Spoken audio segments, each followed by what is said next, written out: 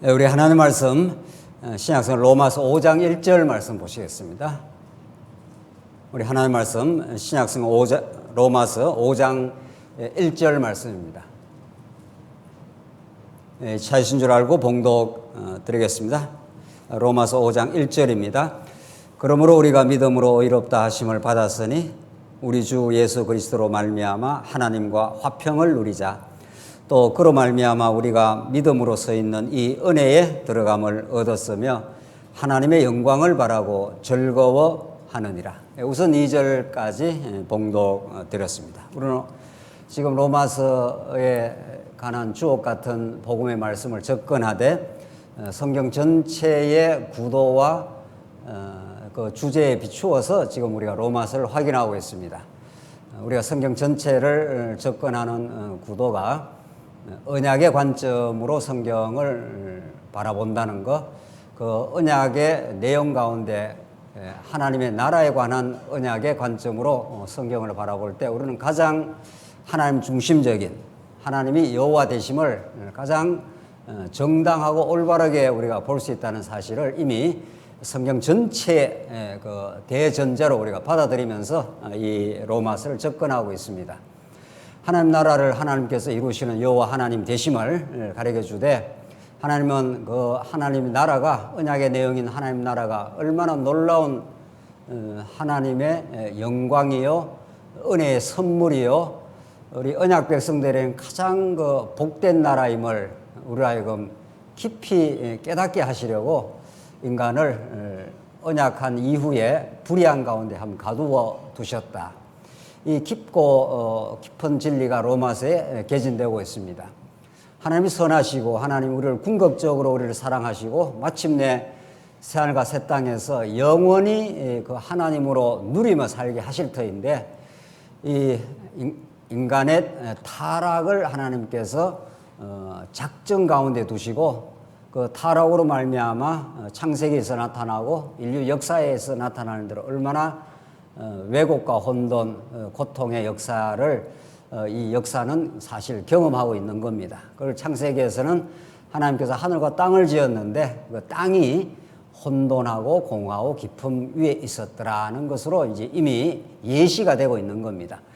그런 혼돈, 그런 공허, 인간이 아무리 노력해도 질서를 찾을 수 없는 그런 속에 하나님께서 빛을 보내주심으로 이제 질서의 나라, 참 하나님 나라가 이제 이루어져 갈 수 있음을 이미 창세기 1장에서 서두에서부터 예시적으로 보여주시고 그 역사를 이제 전개해 가십니다. 로마서는 그런 창세기부터 전개되어 가는 그 언약의 신실한 하나님의 나라를 펼쳐 가시되 하나님께서는 불의한 가운데 가두어 두심으로 모든 인류가 의인은 없나니 하나도 없도다.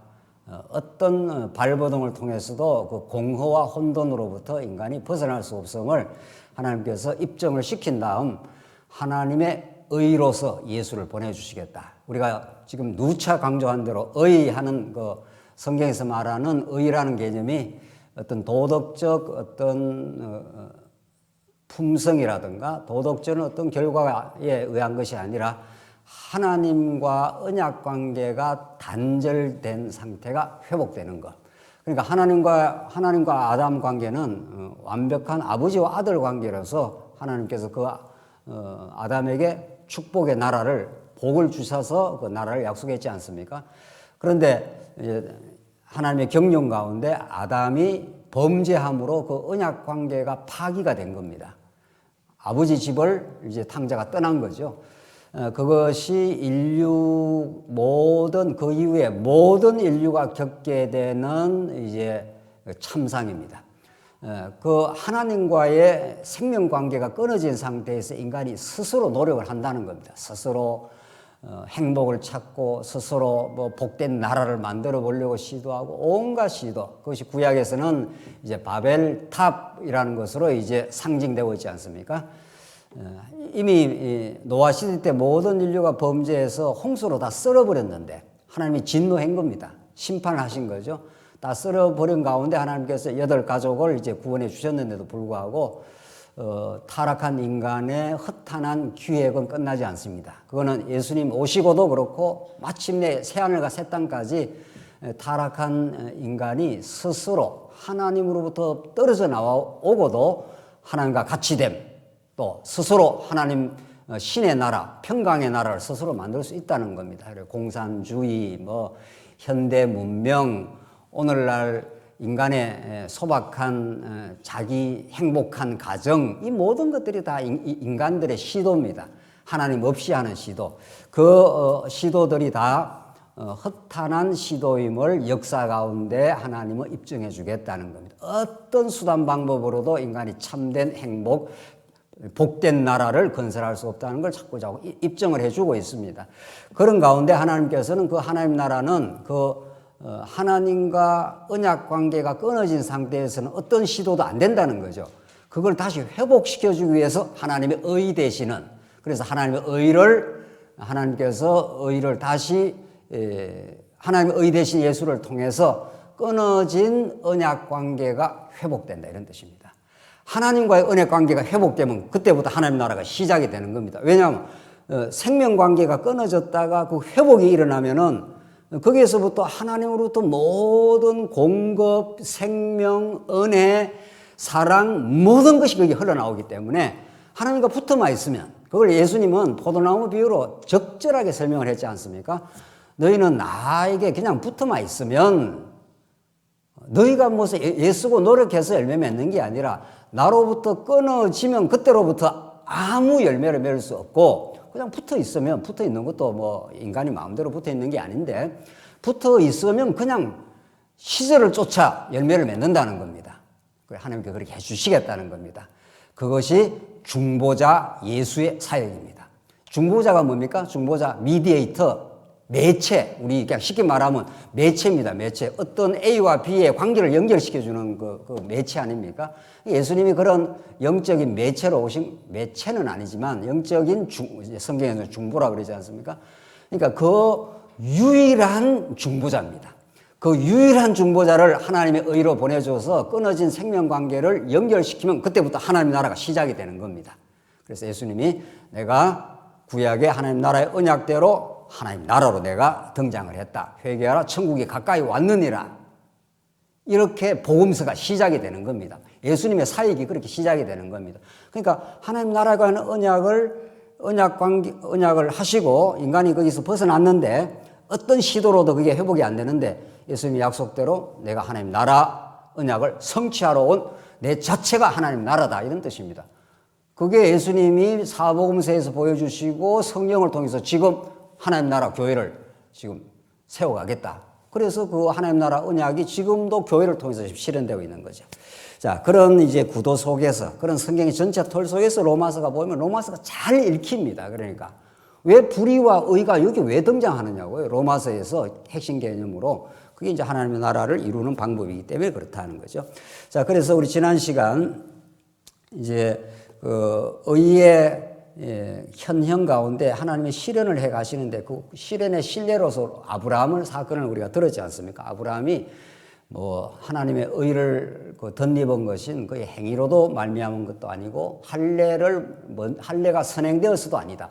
어떤 무슨 인간 편에서 하나님 앞에 내놓거나 인간 편에서 뭘 시도를 해서 그 결과로 받은 게 아니다는 거죠. 그걸 쭉 설명을 해주고 나서 그 구약의 아브라함과 맺은 그 언약은 그건 그림자적 사건이기 때문에 그것이 실체이신 예수가 십자가에 죽고 살아나심으로 드디어 하나님의 의가 실현이 되었다. 거기 지난 시간 그 25절 예수는 우리가 범죄한 것 때문에 내줌이 되고 또한 우리를 의롭다 하시기 위해 살아났느니라. 이게 의의 실현의 실체이다, 이런 거죠. 그러므로 오늘 본문은 그러므로 이렇게 진행이 됩니다. 이렇게 예수님이 언약대로 하나님 나라 언약을 이 땅에 이루시러 당신이 의가 되셔서 하나님의 의로 이 땅에 오셔서 죽고 살아나심으로 끊어졌던 관계가 이제 회복이 되기 시작한다는 거죠. 그게 오늘 본문의 내용입니다. 그래서 오늘 본문 내용은 이제 실현의 최종 완성입니다. 약속된 이제 하나님 나라가 하나님의 의로우신 예수를 통해서 실현의 완성이 이루어지는데 이제 성취가 되는데 이런 말이죠. 그 실현, 오늘 5장 1절로부터 전개되는 것은 그런 의가 실현이 되면은 우리에게는 믿음을 줘서 의롭다함을 받는 거죠. 그러니까 하나님의 의가 나타난 거고, 그 의가 나타나면 하나님의 믿음이라는 방법을 통해서 의롭다함을 주시는 거죠. 하나님께서. 그걸 이제 우리는 칭의라 하지 않습니까? 칭의. 그 칭의를 얻게 되면은 어떤 축복이 이루어지느냐 이런 뜻입니다. 오늘 본문은. 하나님과 끊어졌던 관계가 하나님의 의를 통해서 칭의를 덧입게 되면은 얼마나 어마어마한 축복이 이루어진다 이런 뜻입니다. 이게 세상에서는 도저히 상상도 할 수 없는 그런 의의 아름다운 축복된 내용이 오늘 본문에서 이제 밝혀집니다. 그게 완성의 모습입니다. 1절, 그러므로 우리가 믿음으로 의롭다 하심을 받았으니 나오지 않습니까? 이렇게 의가 나타나서 그 의를 우리에게 덧입게 하려고 하나님 믿음이라는 선물을 주셔서 이런 말이죠. 그래서 의롭다 함을 하심을 받았으니 우리 주 예수 그리스도로 말미암아 하나님과 뭐라고 했습니까? 화평을 누리자 이렇게 되어 있습니다. 자, 이게 우리 인생에게 주어진 가장 복된 선물입니다. 우리 이제 하나님으로부터 단절이 된 거죠. 하나님은 원래 아담과 찾아나서 복을 주셔서 언약 관계를 딱 맺었지 않습니까? 하나님 나라를 내가 너한테 실현해 주겠다 했는데 이제 타락을 함으로 이게 딱 끊어졌습니다. 그래서 인간의 어떤 시도로도 안 되는데 하나님께서 하나님의 이게 이제 하나님 나라를 하나님이 언약을 했는데 이 하나님 나라의 축복으로부터 떨어져 나왔지 않습니까? 떨어져 나온 인간이 어떤 시도로도 안 된다는 거죠. 그래서 인간이 아버지 집을 떠나서 죽게 되는 거죠. 죽어버렸습니다. 실제로 영적으로. 그런 상태에서 하나님께서 이제 하나님의 의가 되시는 예수 그리스도를 보내주셔서 십자가에 죽게 하시고 부활하심으로 하나님 나라가 열리는 거죠. 그렇게 해서 끊어졌던 관계가 이렇게 회복이 됩니다. 이걸 성경은 화평, 에이레네, 평화라 이렇게 말합니다. 그러니까 이거 하나를 사실은 오늘 정확하게 정리를 하면은 정말 우리가 예수로 말미암아 하나님과 화평을 이제 누린다는 건데 이것이 칭의의 가장 중요한 축복의 내용인 거죠. 이게 화평이라고 번역을 해도 되고 평화라 해도 되고 평안이라 해도 다 같은 개념인데 자 보십시다. 이 성경이 말하는 화평, 성경이 말하는 평안이라는 것을 오늘 이 본문에서 이제 우리는 바르게 정리를 할 필요가 있는 거죠. 이걸 바르게 정리하려면은 세상이 말하는 평안과 대비를 해야 되지 않겠어요? 세상이 말하는 평안이라는 건 내 뜻대로 어떤 일이 진행되는 겁니다. 내 뜻대로 자녀들이 문제없이 잘 진행되는 거, 내 뜻대로 사업이 잘 진행되는 거. 그래서 세속의 평화라는 것은 내가 기획하고 계획한 뜻대로 진행되는 겁니다. 그래서 내가 생각한 어떤 계획대로 내 주변의 모든 것들이 진행됨으로 심리적 평화를 얻는 거죠. 그렇죠? 우리가 코로나 때문에 왜 자꾸 불안하고 어떨 때는 심리적인 그 어려움을 좀 겪지 않습니까? 그런데 지금 백신이 나와 코로나가 완전히 제압되었다. 이러면 뭘 얻습니까? 우리 성도님 이야기 하셔야지. 코로나가 완전히 제압되었다. 그럼 당장 이렇게 마음의 평안을 얻지 않습니까? 이제는 마스크 쓸 이유도 없고, 뭐 여러 사람 가는데 불안할 이유가 없는 거죠. 그래서 세상이 말하는 평안은 주어졌다, 없어졌다 하는 겁니다. 그렇죠? 코로나가 오면은 불안해지고, 코로나가 없어지면 평안해지고, 이렇게 되는 거죠. 내가 사업이 내 뜻대로 착착 진행되면 아주 저녁에 들어와서 마음이 평안한 겁니다. 그런데 사업이 굉장히 결정적인 어려움이 오고, 부도를 맞게 되고, 막 이렇게 되면 굉장히 불안해지죠? 이게 세상이 주는 평안입니다. 자, 그림을 그리자면 세상이 주는 평안은 이렇게 되어 있습니다. 나를 중심으로 해서 환경의 어떤 것과 관계를 맺습니다. 하나님으로부터 떨어져 나가면 인간은 세상과 관계를 맺습니다. 그러니까 인간은 절대로 혼자 못 삽니다. 어떤 사람이 뭐 자연인이 혼자 산다 그러는데 혼자 못 삽니다. 자연인은 자연인하고 삽니다, 지금. 하나님만 스스로 사십니다. 하나님만 자존자이기 때문에 피조세계가 없어도 하나님은 영원히 만족하시는 분이지만 피조 인생은 하나님과의 관계 속에서 피조가 되었기 때문에 만약에 하나님과의 관계에서 떨어져 나가면은 다른 것을 하나님 삼습니다. 이걸 우상이라고 하기도 하고요. 그렇죠? 그게 피조물의 존재 방식입니다. 자, 그러니까 하나님과의 언약 관계로부터 떨어져 나간 인생은 무언가를 하나 주변에 만들어야 됩니다.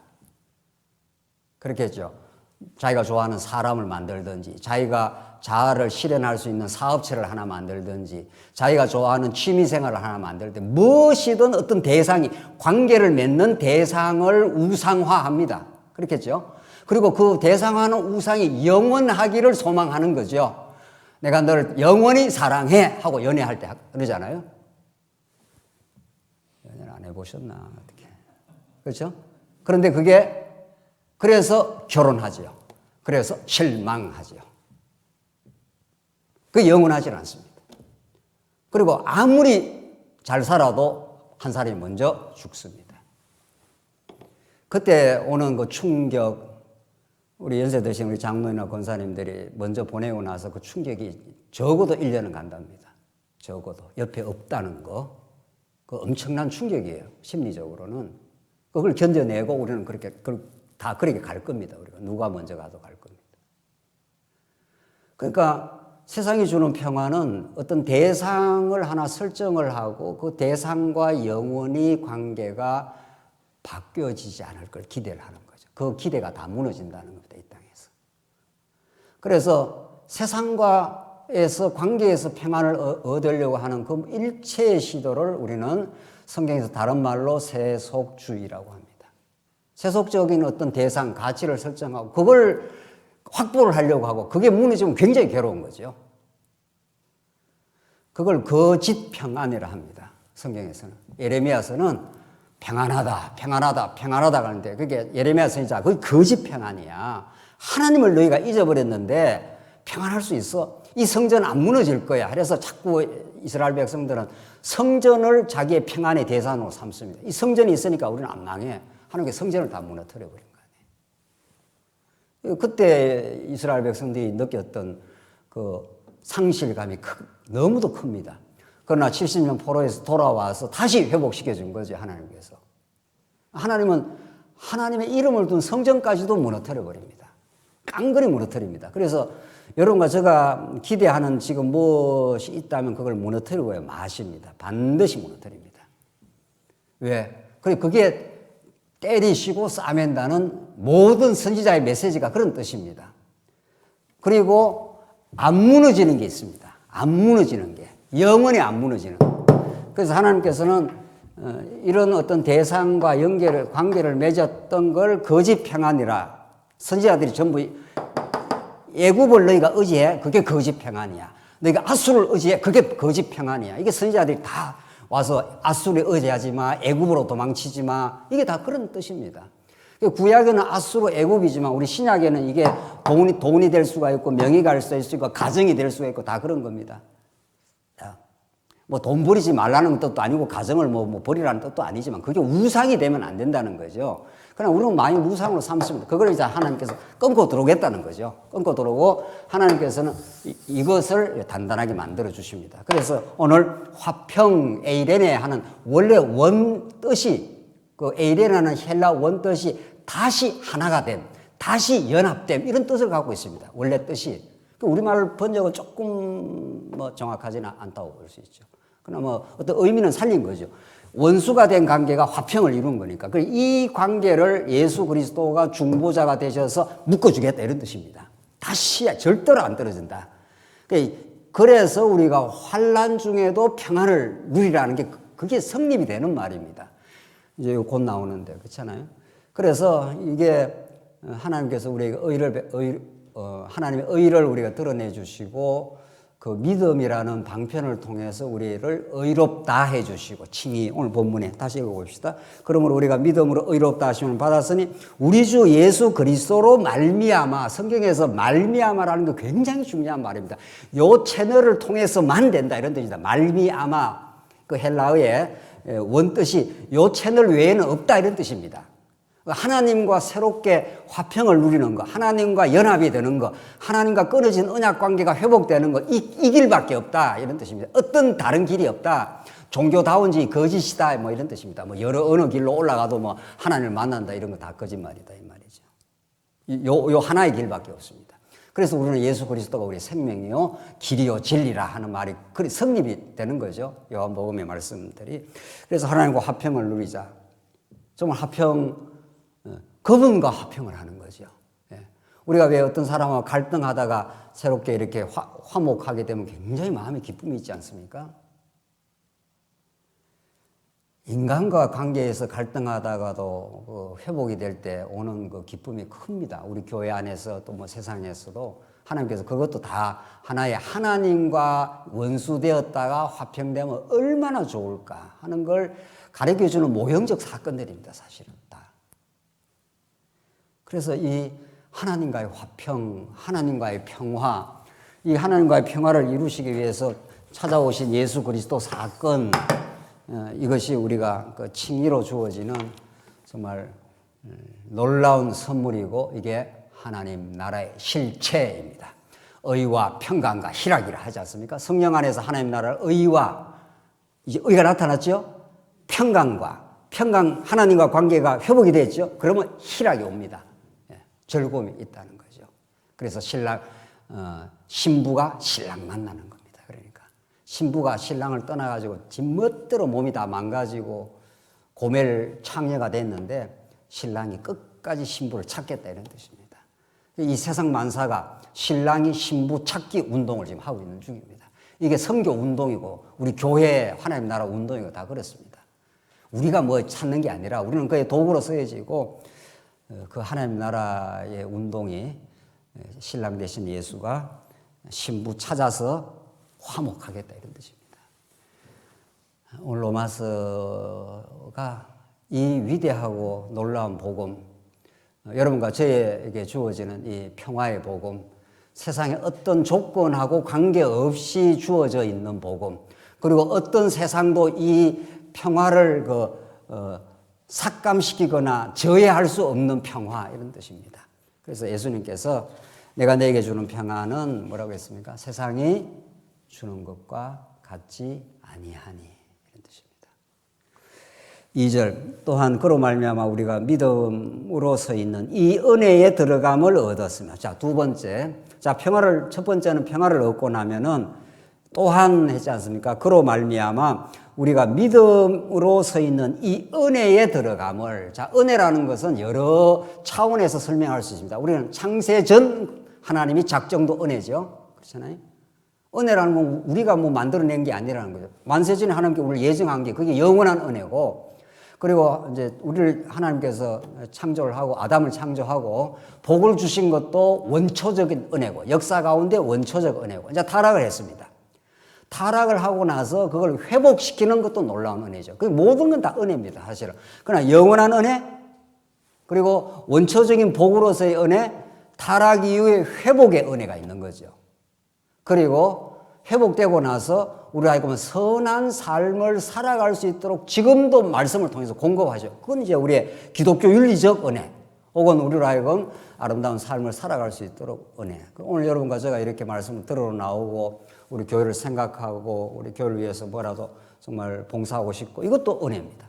그러니까 모든 건 은혜입니다. 모든 건 은혜인데 오늘 본문의 말씀은 이제 타락해서 하나님과 관계가 끊어졌다가 믿음을 통해서 그 회복된 은혜로 들어가는 겁니다. 지금 우리가.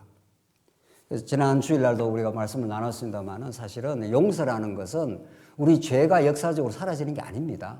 역사적으로 지은 죄가 어떻게 없어지겠어요? 우리가 뭐 예컨대 옛날에 하나님 떠나서 멋대로 살았던 그게 없어지는 게 아니라 용서를 해주겠다 이런 뜻입니다. 하나님께서 그걸 죄로 인정 안 하겠다 이런 뜻입니다. 죄는 죄인데 그래도 엄청난 회복을 느끼죠.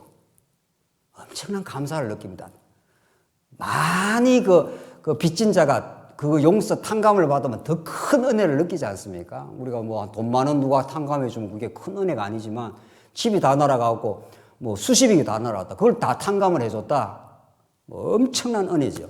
그래서 이 칭의는 하나님께서 우리 의롭다 해주시면 1차적으로는 화평을 우리가 경험을 하고 하나님과 소통이 되고, 두 번째는 이 은혜를 드디어 만끽하게 됩니다. 하나님 이렇게 우리를 용서하셨구나. 이런 영적인 풍요함을 주셨구나. 이게 세상의 어떤 가치하고는 바꿀 수 없는 기쁨이구나, 이런 걸 느끼죠. 세 번째, 하나님의 영광을 바라고 즐거워합니다. 이게 목적입니다. 이게. 그러니까 우리가 화평, 그다음 은혜의 세계로 이제 우리가 들어가는 거, 그다음 하나님의 영광을 바라고 즐거워하는 거 이랬습니다. 로마서는 이것만 이렇게 정리를 해도 사실은 로마서 전체의 그 칭의의 복음이라는 그 주제가 드러나지 않습니까? 그래서 우리 종교개혁자들이 정말 오직 하나님의 영광이라는 정말 그 엄청난 주제, 성경의 궁극적인 주제, 이것을 외치면서 종교개혁이 그 강력하게 일어났는데, 교황의 영광 아니다 이 말이죠. 또 어떤 인간의 영광도 아니고, 하나님께서 타락한 인간을 구원하신 것은 궁극적으로 그 하나님의 은혜의 영광을 하나님께서 드러내시고, 칼빈의 표현대로 우주 만물이 다 하나님의 영광을 드러내는 극장이다, 이런 거죠.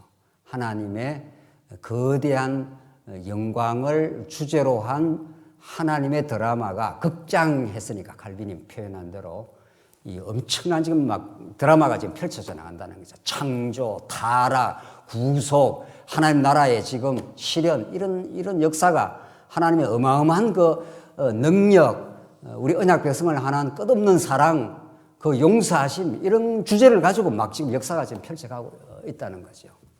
그래서 정말 우리는 하나님의 영광을 노래하는 사람들, 또 하나님의 영광을 우리가 목말라 하는 사람들, 타락하고 나서는 자기 영광을 목말라 했지 않습니까? 이렇게 관계가 끊어지고 나서는 인간은 자기 영광을 추구하게 돼 있었습니다. 타락한 인간은 어떻게 해야 잘 살까? 어떻게 해야 남들보다 더 위대하게 똑똑하게 드러낼까? 그 허탄하고 어리석은 자기 영광에 도취되어 있던 인생을 하나님께서 건져내시고 하나님과의 관계 회복을 주시고 우리에게 은혜의 세계로 들어가게 하시고 궁극적으로 그 하나님의 엄청난 영광을 바라보게 하시는 거죠. 이게 우리 권사님 기도하신 대로 우리가 하나님의 시각으로 세상을 보기, 이런 뜻입니다. 그래서 여러분과 제가 이게 우연히 이렇게 앉아 있는 게 아닙니다.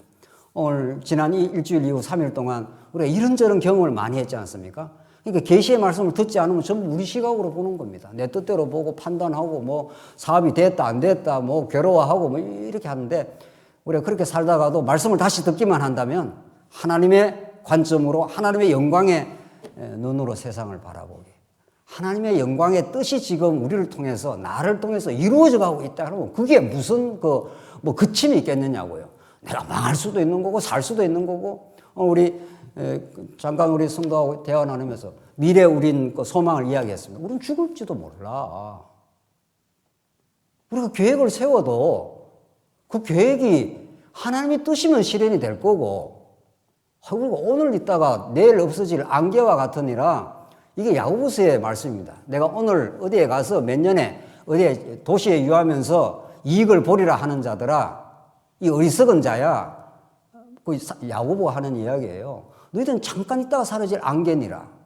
계획을 세워도 내가 이렇게 하겠다 이렇게 하면은 하나님께 여지없이 그 계획을 무너뜨린다는 겁니다. 그래서 하나님의 영광의 그 시각으로 하나님이 세상을 통치하고 계신다는 그런 어마어마한 그 경륜 속에 우리가 살고 있고, 그런 영광을 깨달으며 살아가는 사람은 그저 자기 뜻을 앞세우지 않고 내 뜻을 포기하게 하시옵소서, 당신의 뜻이 우리의 삶 속에 나의 삶 속에 이루어지게 하시옵소서. 그래서 가장 치열하고 소박한 삶을 삽니다. 하나님 여러분과 저에게 주신 모든 게 영광이니까 어떤 것도 가치롭지 않는 게 없습니다. 그러니까 하나님의 영광을 꿈꾸며 목말라하며 그걸 사모하며 사는 사람은 그 영광이 지금 여러분과 저의 삶 속에 실현되고 있다고 믿기 때문에 모든 게 감사합니다. 모든 게. 이게 우리 종교개혁자들이 꿈꿔왔던 것이고, 우리는 그 언약의 말씀을 통해서 해석학적으로 이걸 어떤 본문에서도 확증을 해나가고 있는 거죠. 그러니까 그 영광을 바라는 사람은 즐거울 수밖에 없는 거죠. 이때 즐거움이라는 게 세속적 즐거움이 아니라는 거예요. 그걸 증명을 하고 있습니다. 3절. 다만 이뿐 아니라 우리가 환난 중에도 즐거워하는 게 나오잖아요. 여기서 말하는 즐거움이 만약에 세속적인 즐거움, 우리가 우리 뜻대로 무슨 사업이 잘 되거나 자식들이 내 뜻대로 착착 뭐가 잘 되거나 요걸 그 즐거움이라 한다면 얼마나 그 즐거움이 많이 훼손이 될 때가 많습니까? 그래서 일비한다는 거 아닙니까? 좋았다가 싫었다가 좋았다가 싫었다가 뭐 하루에도 우리 몇 번씩 뒤집어졌다가 하지 않습니까? 그 세상 그 관계 속에서 말이죠. 안 되는 겁니다, 사실은. 진짜 평안은 없는 겁니다. 그런데 하나님과의 관계가 딱 정리가 되고 하나님과의 평화, 하나님과의 다시 연합이 이루어지면은 환난 중에도 즐거워한다는 겁니다. 자, 이걸 우리가 잘 이해할 필요가 있습니다. 환난이 왔는데 예컨대 내 몸에 큰 병이 왔다라든가 뭐 사업이 다 망해 그거 자체를 즐거워한다 이런 뜻은 아니잖아요. 우리가 환난이 얼마나 괴롭습니까?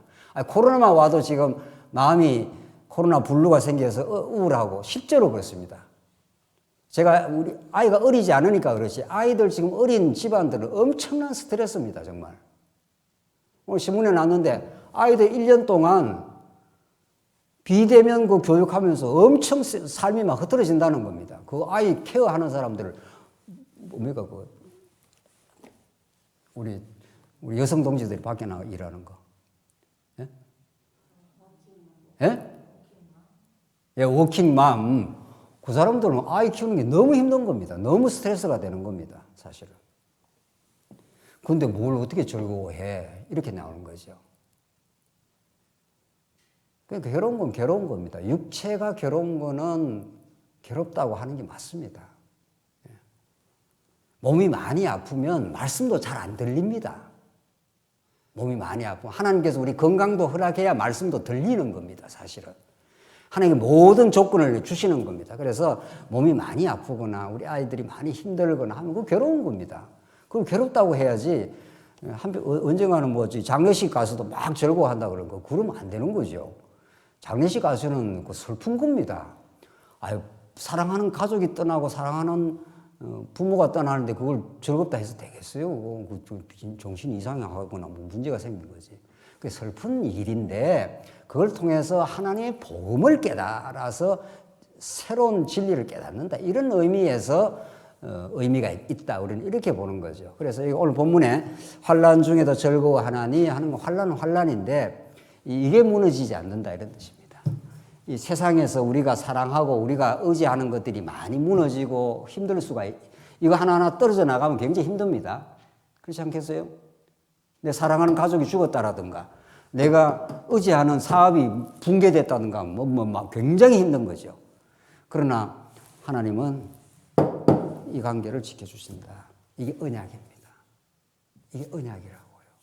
이게 하나님께서 일방적으로 맺으신 주권적으로 맺으신 그리고 아무 조건 없이 맺으신 그 무조건적인 사랑의 언약입니다. 이게 아브라함이 실수하고 범죄하고 하나님 많이 떠나가고 안 믿고 해도 끝까지 아브라함 지킵니다. 다윗 마찬가지입니다.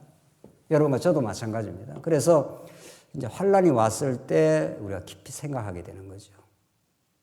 왜냐하면 환난은 인내는 연단은 소망을 이루는 줄 알미로다. 자, 여기서 이제 우리가 하나님께서 화평과 환난이라는 주제가 등장을 하는데 참 이게 로마서의 깊은 말씀인 거죠. 하나님께서 우리에게 화평을 주셨다, 기쁨을 주셨다는 건데 왜 그 화평과 대척점에 있는 것 같은 이 환난을 왜 허락을 하느냐고요. 이게 하나님의 기쁘신 사랑입니다. 환난은 무엇을 지금 지향을 하고 있습니다. 환난은 하나님이 뭔가를 그게 뜻을 담아가지고 우리에게 뭐를 지금 가르쳐주고 있는 내용이죠. 환난은 인내를 만들기 위함이다. 이런 거죠. 인내가 뭡니까? 인내가 내가 이 악 깨물고 잘 참는 겁니까? 그렇지 않습니다. 성경에서 말하는 인내는 언약을 꼭 붙드는 겁니다. 폭풍우가 우리를 지나가게 될 때 내가 잘 견디는 게 아니라 우리 잘 못 견딥니다. 사람은 오래 참고 이렇게 됐는데 우리는 본질적으로 우리의 육성, 죄성 안에는 사랑이 없기 때문에 조금만 어려워도 잘 못 견딥니다. 우리는 우리한테 불리하거나 우리한테 애매하거나 억울한 일이 생기면 우리 잘 못 견디는 존재입니다. 그런데 왜 인내를 말하느냐고요? 이게 하나님의 언약이 전제가 되어 있고 하나님께서 언약하신 그 하나님께서 우리에게 인내케 하십니다. 하나님께서 폭풍우를 주시고 그 폭풍우에서 견뎌갈 수 있는 언약의 닻을 우리에게 내려주신 겁니다. 그래서 하나님의 폭풍우가 왔습니다. 내 힘으로 견딜 수는 없지만 하나님께서 언약하신 대로 지켜가실 걸 믿습니다 하면서 견뎌가는 거죠. 그래서 정말 하나님은 잘 인내하지 못하고 내 뜻대로 하고 싶은 우리 옛사람을 죽이는 과정입니다. 두 번째, 인내는 연단은 무엇입니까? 연단이라는 게 그 헬라어로 도킴의 정거라는 뜻입니다. 원래 정거는. 하나님께서 환난을 자꾸 통과하게 하면 인내의 과정을 그치지 않을 수가 없고 그러면 뭔가 우리 가운데 정거가 생긴다는 겁니다. 이 얼마나 중요한 하나님의 살아있는 섭리입니까? 이걸 이제 영어로는 캐릭터라 해서 그 인격, 하나님께 우리 안에 만들어가는 성품, 그리스도 안에의 그 옛사람을 처복종시키고 속사람이 자라나는 걸로 그렇게 번역을 했는데 그건 맞습니다. 그러니까 환난을 자꾸 많이 통과하고 어려움을 많이 겪은 사람일수록 그리스도를 붙들지 않을 수가 없고 그 언약의 말씀을 자꾸 더 의지하지 않을 수가 없고 그러다 보니 내 삶 속에 하나님이 지키신다는 증거가 생기는 겁니다. 맞습니다. 하나님 살아계십니다. 이 환난도 하나님 지켜주실 걸 믿습니다. 그리고 내 안에 옛사람을 자꾸 깎아내시고 우리 속사람을 키워주시는 이런 증거가 생긴 겁니다. 그래서 그거 우리 쉽게 말하면 왜 간증한다 그러지 않습니까? 그것도 괜찮은 표현이에요. 우리 하나님 살아계심을 내 삶 속에서 확인했다. 내 삶 속에서 증거를 내가 받았다. 그래서 이 진리의 깨달음은 이론으로만 되는 게 아니고 삶의 그 과정의 환난을 자꾸 많이 통과할수록 그 증거가 많아진 겁니다. 죽어도 살겠지 뭐. 죽어라는 법은 없어. 하늘이 무너져도 살 구멍은 있어. 이렇게 세상 사람들은 그런 표현을 쓰는 거지만 우리는 하늘이 무너져도 하나님이 우리를 살게 하셔. 이렇게 되는 거죠. 그런 증거를 많이 하나님께 주십니다. 그래서 하나님 여러분과 저에게 인생을 헛살게 하지 않습니다. 자꾸 연륜을 자꾸 깊어가는 건 그 증거가 많아진다는 증거고 이제 하나님의 사람으로 점점 만들어지겠죠. 그래서 그 연단은 소망을 이루는 줄 압니다. 그래서 환난은 궁극적으로 그 소망을 향해서 지금 가고 있는 중입니다. 얼마나 하나님께서 정말 합력하여 선을 이루어내십니까? 그런 과정에서 이 화평과 이 환난이 아주 어울리지 않는 이 대척점에 있는 거죠. 화평은 아주 이렇게 좋은 것 같고 환난은 나쁜 것 같은데 나쁘지 않습니다. 화평은 하나님과의 언약 관계고 언약 관계를 더 돈독하게 만들기 위해서 화평을 줄 뿐입니다. 폭풍우가 많이 치면은 그 닻을 강하게 붙들 수밖에 없잖아요, 우리가. 그렇게 만들기 위해서 환난에 이 세상 속에 집어넣는 겁니다. 광야라고 그러죠. 구약에서는 그렇게 말합니다. 그래서 이렇게 되면 좀 좋아지겠지. 이런 기대를 좀 포기하는 게 좋습니다. 저는 그런 기대를 많이 했는데 요것만 좀 극복하면 좋아지. 그게 잘 안 되더라고요. 요거 극복하면 다른 더 센 파도가 오더라고요. 이건 포기해야 되겠구나. 이 땅에서 아예. 우리 성도님들은 어떤지 모르겠습니다. 뭐 극복하니까 새 세상이 열렸습니까? 그렇지 않을 것 같습니다. 하늘과 새 땅은 예수님이 온전한 하나님 나라는 그때 가야 하나님 주어질 겁니다. 그리고 우리는 환난 속에 오히려 인내를 하나님 만들어 주고 계시고 증거를 연단을 자꾸 더 확인시켜 주셔서 하나님 괜찮습니다. 하나님 안에 소망이 있습니다. 이렇게 하나님께 자꾸 만들어 가시겠죠. 5절 결론을 지어 가십시다. 소망이 우리를 부끄럽게 하지 아니함은 우리에게 주신 성령으로 말미암아 하나님의 사랑이 우리 뭐라고 그랬습니까? 마음에 부음받으니 이게 새 언약입니다. 이게 새 언약. 그러니까 진리가 하나님의 사랑이 객관적으로 드러났다. 십자가 사건에서. 그거 우리가 믿지 않습니까? 그런데 그게 역사적 사건으로 드러났는데 그것이 최종적으로 우리 마음에 심겨야 내 것이 되는 겁니다. 그렇잖아요. 2000년 전에 하나님은 영원한 사랑을 십자가에서 이미 확정했습니다. 언약을 완전히 이루었습니다. 내가 다 이루었다. 십자가에서 했지 않습니까? 그런데 그게 역사적이고 객관적인 사건이기 때문에 그게 잘 안 믿어지면은 그 진리가, 그 하나님의 사랑이 내한테 와닿지를 않는 그런 경우가 있습니다. 그래서 참 똑같은 말씀을 전해도 하나님께서 성령으로 깨달음을 주실 때가 있고 또 안 주실 때가 있습니다. 제가 집에서 저녁마다 우리 아이하고 말씀을 한 절씩 보는데 이래 말씀을 같이 나누면서 우리 아이 눈을 보면은 이 마음 속에까지는 안 들어간 것 같아요. 눈치를 딱 보면은 마음에 딱 들어가면 딱 반응이 옵니다. 이건 생명이기 때문에 생명의 반응이 딱 옵니다. 하나님의 말씀이 그 사랑이 그 영원한 진리가 맞아 이렇게 되면 벌써 하면 그 영적 반응이 딱 생깁니다. 그게 성령이 하시는 일이고 그게 새 언약입니다. 구약에 아무리 모세를 통해서 뭐 그 많은 출애굽기, 레위기, 민수기, 신명기 그 많은 하나님의 법들 그게 다 하나님이 살아계신다는 언약들 그 모세 언약들을 다 줬는데도 이스라엘은 못 깨닫습니다. 또 범죄하고 뭐 그럽니다. 그러니까 내가 이제는 바벨론으로 너희들 데려가겠는데 마지막 내가 연단을 시키겠는데 내가 법을 네 마음 속에다가 심겨주겠다. 아예 마음에다가 이제 딱 그 진리를 깨닫게 하겠다 이런 뜻입니다.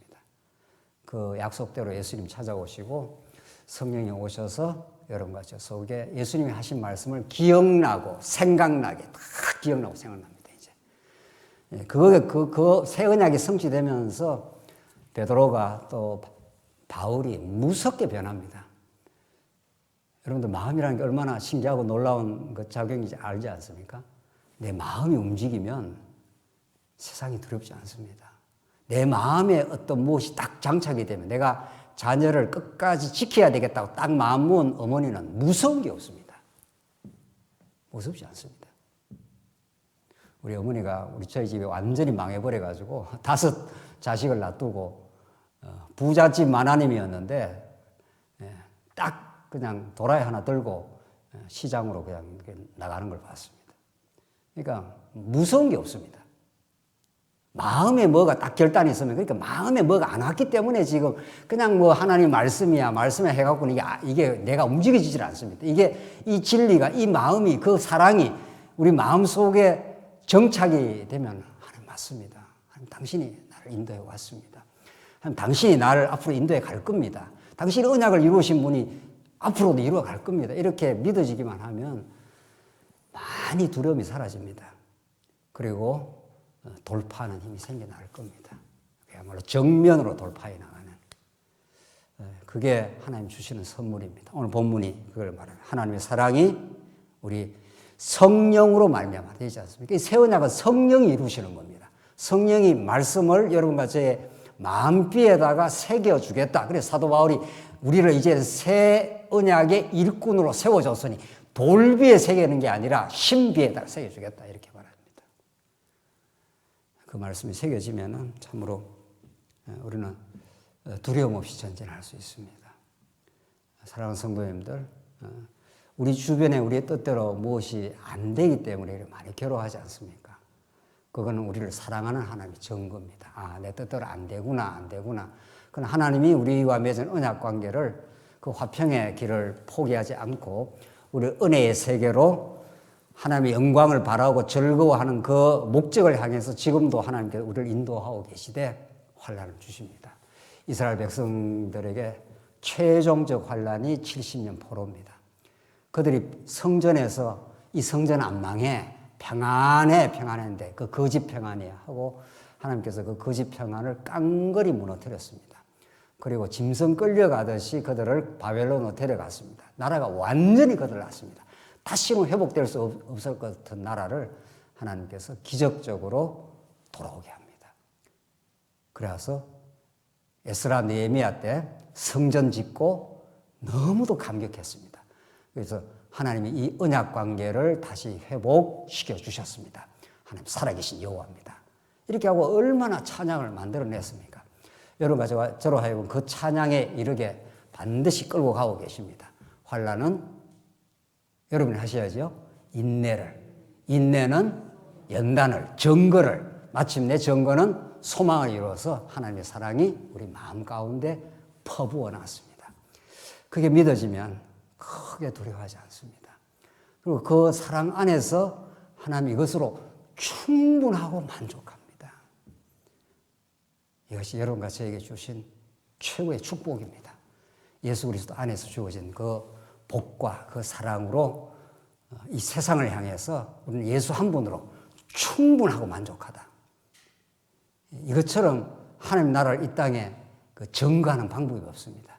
이것이 철철 흘러 넘쳐가도록 하나님께 여러분과 저로 하여금 이 말씀을 듣게 하시고 이 진리를 지켜가게 하실 거고 이것을 통해서 선교도 하게 할 거고 그 영광을 노래하게 할 겁니다. 승리하시기 바랍니다. 기도하십시다. 자비하신 하나님 아버지 은혜를 감사합니다.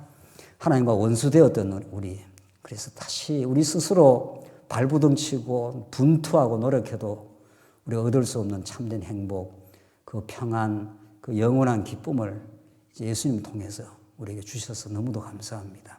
그 기쁨의 노래를 부르며 우리 교회가 진정으로 회복되며 우리가 하나님 영광을 노래하는 교회 될 수 있도록 주께서 우리 모두를 붙들어 주시옵소서. 예수 그리스도의 이름으로 기도하옵나이다. 아멘.